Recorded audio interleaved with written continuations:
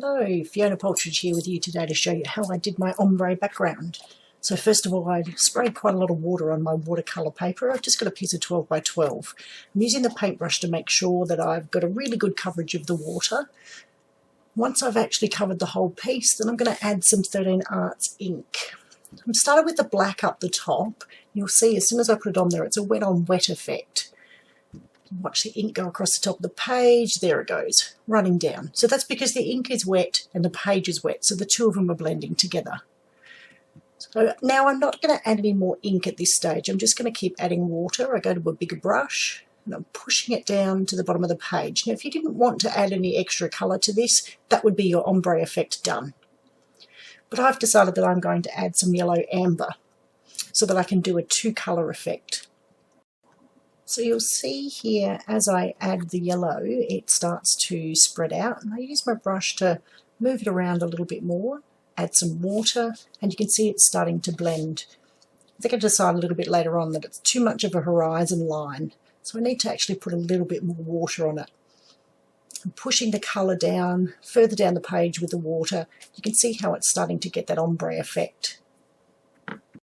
So the inks I'm using are water-based, so they do blend beautifully with the water. I haven't gessoed my page at all. It's watercolour paper, and I've just put the ink directly onto the wet page. You can see where I've splashed some water up the top. So it's very water reactive. Now I'm using 3 different pots of water so that I don't contaminate my brushes. It would be horrible if I picked up the brush and put some black down the bottom. You can see I added some more ink there up the top because I just wanted that horizon line to blend slightly more. Now I'm giving it a bit of a spray with some water. I'm going to do another lot of work with the brush. You can see where it's bled down where the water is. I just wanted that black to come a little bit further down so that the ombre effect was complete.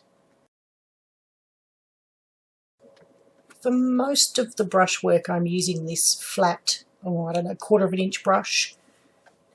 And I'm just making sure that when I'm brushing, I'm not pushing too hard on the paper. You can see here, this is the dried effect of the yellow and the black. I'm not 100% happy with it. I did a pink one as well, and the black up the top's quite dark. So what I've decided is, I think that I'll give it another attempt. Oh, that one there, that's the one I threw out. And another attempt, but this time I'm going to give it a go with the ink directly onto the dry paper. So as you can see, I've put the wet ink onto the dry paper, and now with the brush just loaded with water, I'm just trying to get it to move a little bit on the page. There it goes. Much better. Now I'm going to add some of the pink because I really want this pink to be quite rich in colour. Again, I add the water and you can see the two of them blend together almost immediately. Just on that horizon line, you can see the black and the pink starting to work together. Again, I pull the colour down. I quite like it this dark. I think that this is probably, the second layer is much better for me. I'm working it with the brush. You have to work quite quickly when you're doing this. It will dry in place. Depends on what your weather's like outside. Mine's pretty cold at the moment, so it's taking quite a long time for anything to dry. So I thought that I'd go back to the yellow one and try that again. So this time I added the yellow, wet ink onto the dry paper. I love the vibrancy of the yellow the second time round with a second coat. Just like to work it in. It looks like a beautiful sunset. Using the brush and just water, I'm going to move it around the page to create a really clean ombre. So at this point, there's still quite a defined horizon line, I would call it, up the top. So I've decided to add some more black. And again, I'm just putting the wet ink onto the dry paper.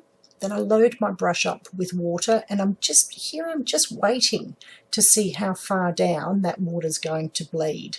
Didn't quite go down as far as I would have liked, so I've got the water and I've actually given it a little bit of a hand. There it is, there's the join. Again, it's still a very, very stark line, so I'm just going to work more water into it, bring the black down, just backwards and forwards. You just have to play with it until you're happy with your end result. In hindsight, this is the point where I probably should have left it alone, but that's okay. That's what it's all about.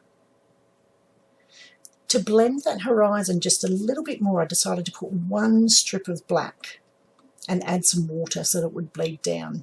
I did find the yellow slightly more difficult to blend than I found the pink with the black, but it's probably because it's a much lighter colour. So I just made sure that I kept working and working and working the inks together. I used lots of water. Sometimes with the water I'm taking the ink off, sometimes I'm moving it around, so in this case I'm just moving it further on down the page. I did find that if I worked from the bottom up with my brush that I got a much more smoother effect. Set it aside, let it dry, and then you can start to build your page. I hope that you've enjoyed this little tutorial on making your own ombre background. Thank you More Than Words for inviting me along to play.